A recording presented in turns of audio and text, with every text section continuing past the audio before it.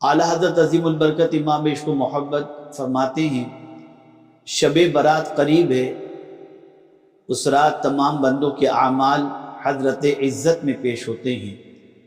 مولا عز و جل بطفیل حضور پر نور شافع یوم النشور علیہ افضل الصلاۃ والسلام مسلمانوں کے ذنوب معاف فرماتا ہے، یعنی گناہ معاف فرماتا ہے، مگر چند ایسے ہیں جن کے گناہوں کو اللہ معاف نہیں فرماتا۔ ان میں وہ دو مسلمان جو باہم دنیاوی وجہ سے رنجش رکھتے ہیں، اللہ فرماتے ہیں ان کو رہنے دو جب تک آپس میں صلح نہ کر لیں۔ لہذا اہل سنت کو چاہیے کہ حتی الوسع قبل غروب آفتاب 14 شعبان باہم ایک دوسرے سے صفائی کر لیں، ایک دوسرے کے حقوق ادا کریں یا معاف کرا لیں، کہ قائد کریم صلی اللہ علیہ وسلم نے فرمایا التائب من الذنب کمن لا ذنب لہ، گناہ سے توبہ کرنے والا بے گناہ کی طرح ہے۔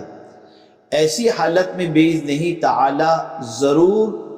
اس شب امید مغفرت تامہ ہے، بشرط صحت عقیدہ وہو الغفور الرحیم۔ یہ سب مصالحت اخوان و معافی حقوق بحمدہ تعالی یہاں سال ہائے دراز سے جاری ہے، یعنی اعلیٰ حضرت عظیم البرکت امام عشق و محبت کے یہاں 14 شعبان غروب آفتاب سے پہلے بندے ایک دوسرے سے معاف کر لیں، اس کے لیے اعلیٰ حضرت عظیم البرکت امام عشق و محبت کے یہاں سب جمع ہوتے اور ایک دوسرے کو معاف کرتے اور ایک دوسرے سے معافی طلب کر لیا کرتے۔ اعلیٰ حضرت عظیم البرکت امام عشق و محبت فرماتے ہیں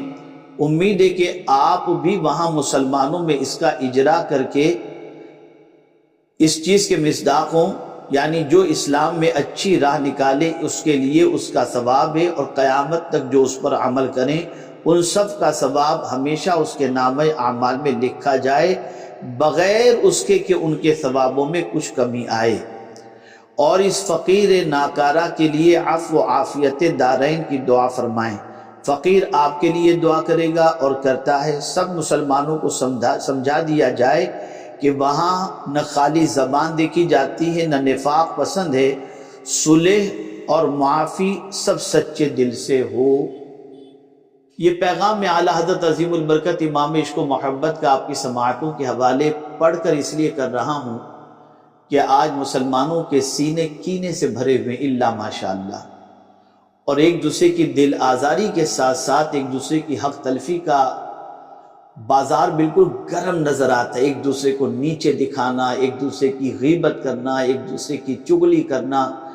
مردار بھائی کے گوشت کھانے کے مترادف ہے۔ جہاں چند بیٹھے تو تیسرے کے لیے منصوبہ سازی کرنا، العیاذ باللہ الا ماشاءاللہ۔ تو ہم سب کو چاہیے کہ شعبان المعظم کی 14 تاریخ کی آمد سے پیشتر اعلیٰ حضرت عظیم البرکت امام عشق و محبت کے معمول کے مطابق اگر دنیاوی رنجش کسی کے ساتھ کسی طریقے سے کسی مومن کے ساتھ ہو تو سچے دل سے معافی مانگ لیں، ان کو معاف کر دیں اور ایک دوسرے معافی تلافی کر لیں، اس لیے کہ اعلیٰ حضرت عظیم البرکت امام عشق و محبت نے شب برات سے متعلق فرمایا کہ اللہ عز و جل اس رات سب کے گناہوں کو معاف فرما دیتا ہے سوائے چند لوگوں کے۔ ان میں سے 2 وہ بھی ہوتے ہیں جو دنیاوی معاملات کے سلسلے میں ایک دوسرے کے لیے دل میں رنجش رکھتے ہوں۔ جب تک کہ یہ 2 آپس میں ایک دوسرے کو معاف نہیں کرتے اللہ بھی معاف نہیں کرتا۔ یاد رکھیں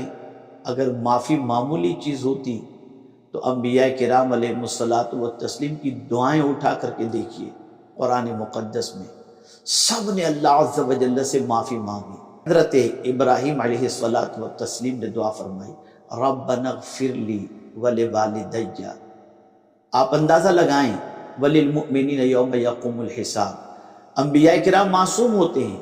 باوجود اس کے مغفرت کی دعا اللہ کی بارگاہ میں کر کے اپنی امت کو بھی یہ تعلیم دیتے ہیں کہ معافی مانگا کرو، اللہ سے مغفرت طلب کیا کرو۔ خود حضور صلی اللہ علیہ وسلم سے رب قدیر نے فرمایا وَقُلْ رَبِّ اغْفِرْ وَارْحَمْ وَأَنْتَ خَيْرُ الرَّاحِمِينَ، تم کہو رب معاف فرما، رحم فرما، اور تو سب سے زیادہ مہربانی کرنے والوں میں ہے۔ آپ اندازہ لگائیں، میں صرف آپ کو 2 آیتیں ہی بطور مثال پیش کیا ہوں، ورنہ قرآن مقدس میں کئی آیتیں مغفرت کے حوالے سے ملتی ہیں۔ تو میری گزارش ہے کہ جس رات اللہ بنی کلب کی بکریوں کے بالوں کی تعداد کے برابر بندوں کو معاف فرماتا ہے، ایسی مقدس رات کے اندر ان لوگوں کو معاف نہیں فرماتا جو لوگ ایک دوسرے مسلمان ایک دوسرے کے لیے دل میں رنجش رکھتے ہوں اور دل کے اندر کھوٹ رکھتے ہوں۔ خدا را اللہ کی بارگاہ میں معافی کے طلبگار ہو تو ایک دوسرے کو معاف کرو، 14 شعبان سے پہلے ایک دوسرے سے معافی تلافی کر لو۔ اور اسی کے ساتھ ساتھ کچھ لوگ اکڑو مزاج کے بھی ہوتے ہیں کہ ان سے معافی مانگنے جاؤ تو کہتے ہیں جاؤ ہم معاف نہیں کریں گے، پتہ نہیں کس طریقے کا انداز اختیار کرتے ہیں۔ آقا کریم صلی اللہ علیہ وسلم کے ارشاد کا مفہوم ہے جو مسلمان کسی دوسرے مسلمان سے معافی مانگے